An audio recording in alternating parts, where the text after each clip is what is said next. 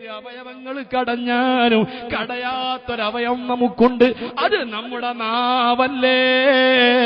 കൈകളെ കൊണ്ട് കുറെ സമയം പ്രവർത്തിക്കുമ്പോ കൈയങ്ങ് കടഞ്ഞു പോകുന്നതോ, കണ്ണുകൊണ്ട് കുറെ ഒരു സ്ഥലത്തേക്ക് നോക്കുമ്പോ കണ്ണ് കടഞ്ഞു പോകുന്നതോ, കാലുകൊണ്ട് കുറെ നടക്കുമ്പോ കാല് കടഞ്ഞു പോകുന്നതോ, അതേ സമയത്ത് മണിക്കൂർ കണക്കിന് നാക്കിട്ടടിച്ചാൽ ഈ നാവിന് ഒരു ക്ഷീണവും വരൂല, ഒരു കടച്ചിലും വരൂല, നാവിന് യാതൊരു ബുദ്ധിമുട്ടും വരൂല, നാവ് തളരൂല, നാവ് കുഴയൂല. അങ്ങനത്തെ ഒരു അവയവമാണ് മനുഷ്യന്റെ നാവ് കേട്ടോ.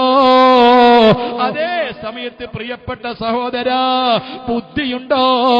തന്റെ ഇടമുണ്ടോ?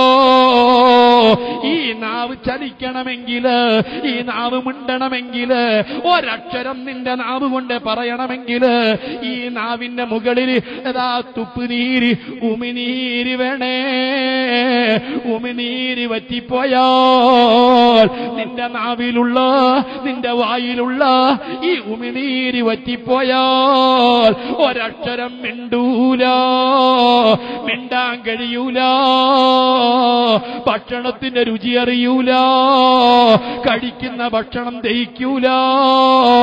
എന്ത് ഭക്ഷണം വേണമെങ്കിലും വെട്ടി വിഴുങ്ങുന്നല്ലോ, വിഴുങ്ങാൻ നിനക്ക് കഴിയുന്നല്ലോ, രുചി അറിയുന്നല്ലോ. അതിന് നിന്റെ വായില് പൊടിയുന്ന ഉമിനീര് വേണേ. ഈ ഉമിനീര് എവിടുന്നാണ് ഇങ്ങനെ പൊടിഞ്ഞുകൊണ്ടിരിക്കുന്നത്? എവിടെയാണത് കയറ്റി വെച്ചിട്ടുള്ളത്? ഏത് ടാങ്കിലാണത് സ്റ്റോർ ചെയ്തിട്ടുള്ളത്? ഈ ഉമിനീരങ്ങ് പറ്റിപ്പോയാൽ ഒരു ഭക്ഷണത്തിന്